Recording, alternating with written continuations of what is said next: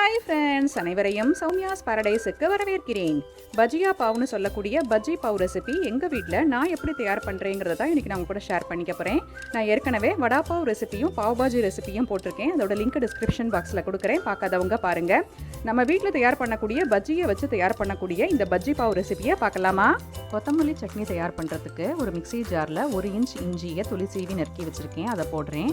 2 பச்சை மிளகாய், 6 பல் பூண்டு, தேவையான அளவு உப்பு, ஒரு கைப்பிடி அளவு கொத்தமல்லியை ஆஞ்சு அலம்பி வச்சுருக்கேன். அதையும் போட்டு கொஞ்சம் தண்ணி விட்டு நல்லா நைஸாக அரைச்சி ஒரு பவுலுக்கு மாற்றிக்கிறேன்.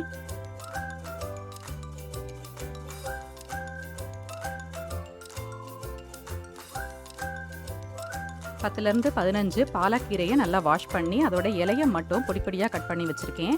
பாலக்கீரையை வச்சு பஜ்ஜி தயார் பண்ணிக்கலாம். முதல்ல அதுக்கு ஒரு பவுலில் பொடிப்பொடியாக நறுக்கின பாலக்கீரை, 3/4 கப் கடலை மாவு, 1/4 கப் அரிசி மாவு, தேவையான அளவு உப்பு,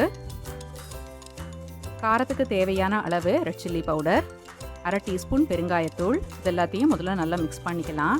ஏன்னா பாலக்கீரையை வாஷ் பண்ணியிருக்கிறதுனால அதில் கொஞ்சம் தண்ணி இருக்கும். இதை நல்லா மிக்ஸ் பண்ணிக்கிறேன் முதல்ல.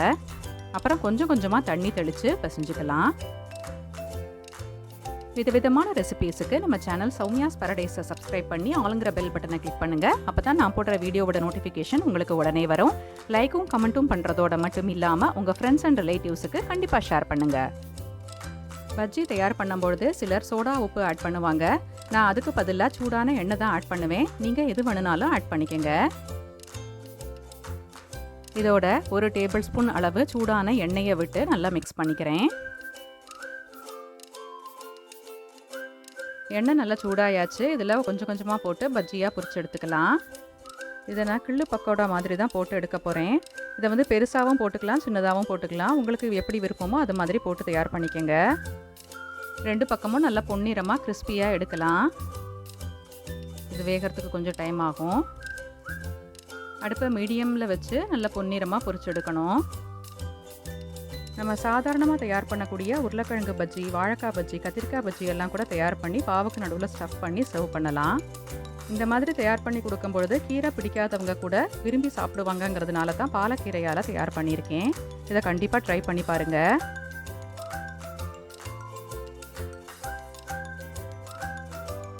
பஜ்ஜி எல்லாம் பொன்னிறமாயாச்சு. இதை எடுத்துடலாம். பாலக் பஜ்ஜி தயார் பண்ணும்பொழுதே கொஞ்சம் வெங்காயத்தை கட் பண்ணி அதுலேயே சேர்த்து ஆட் பண்ணியும் பஜ்ஜியாக தயார் பண்ணலாம். இல்லைனா இந்த மாதிரி தனியாகவும் தயார் பண்ணலாம். ஒரு பவுலில் நீள வாக்கில் நறுக்கின வெங்காயம் 3 மீடியம் சைஸ் போட்டிருக்கேன். அதோட 3/4 கப் கடலை மாவு, 1/4 கப் அரிசி மாவு, தேவையான அளவு உப்பு, 1/2 டீஸ்பூன் பெருங்காயத்தூள், காரத்துக்கு தேவையான அளவு ரெட் சில்லி பவுடரும் போட்டு முதல்ல நல்லா மிக்ஸ் பண்ணிக்கலாம். இதுலேயும் சோடா உப்பு போடுறவங்க போட்டுக்கோங்க.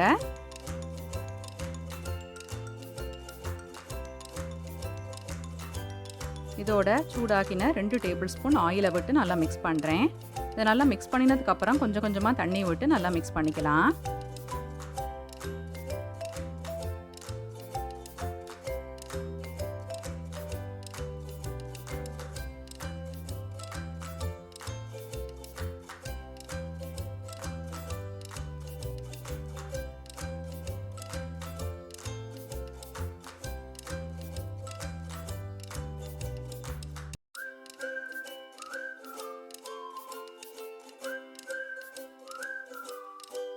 சூடான எண்ணெயில் கொஞ்சம் கொஞ்சமாக மாவை எடுத்து தட்டி தட்டி போடுறேன். ஒரு சைடு கொஞ்சம் வெந்த உடனே திருப்பி போட்டு அடுப்பை மீடியமில் வச்சு நல்லா பொன்னிறமாக பொரிச்சு எடுக்கணும்.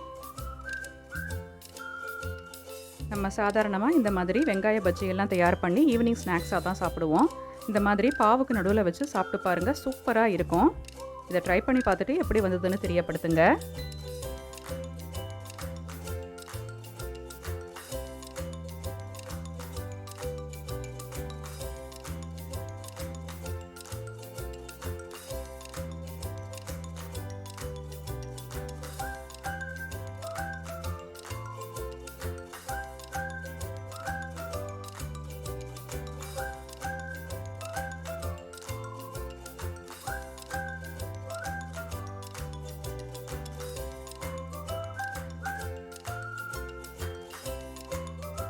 தயார் பண்ணின எல்லாத்தையும் எடுத்து வச்சுருக்கேன். இப்போ எல்லாத்தையும் அரேஞ்ச் பண்ணலாம். பாவை இந்த மாதிரி நடுவாக கட் பண்ணியிருக்கேன். இது டேமரின் ஸ்வீட் சட்னி. இது எப்படி தயார் பண்ணுறதுங்கிறது டால் பக்கவான் ரெசிபி வீடியோவில் இருக்குது. அதோட லிங்க்கை டிஸ்கிரிப்ஷனில் கொடுக்குறேன், பார்க்காதவங்க பாருங்கள். இப்போ பாவோட நடுவில் க்ரீன் சட்னியை ஸ்ப்ரெட் பண்ணுறேன். அதுக்கு மேலே ஸ்வீட் சட்னி, அதுக்குள்ளே வெங்காய பஜ்ஜியையும் பாலக் பஜ்ஜியையும் வச்சு மூடினோன்னா நம்மளோட பஜ்ஜி பாவ் தயாராகியாச்சு. இப்போ தேவைப்படுறவங்க இந்த ஸ்வீட் சட்னி யூஸ் பண்ணிக்கோங்க. குழந்தைகளுக்குலாம் கொடுக்கும்போது ஸ்வீட் சட்னி வச்சுக்கலாம். பெரியவங்களுக்கு வேணும்னா யூஸ் பண்ணிக்கலாம், இல்லைன்னா விட்டுடலாம். பஜ்ஜியா பாவ்னு சொல்லக்கூடிய நம்மளோட பஜ்ஜி பாவ் ரொம்ப ஈஸியாக தயார் பண்ணியாச்சு. ரொம்ப டேஸ்ட்டாகவும் இருக்கும். இந்த ரெசிபியை கண்டிப்பாக ட்ரை பண்ணி பார்த்துட்டு எப்படி வந்ததுன்னு தெரியப்படுத்த மறக்காதீங்க.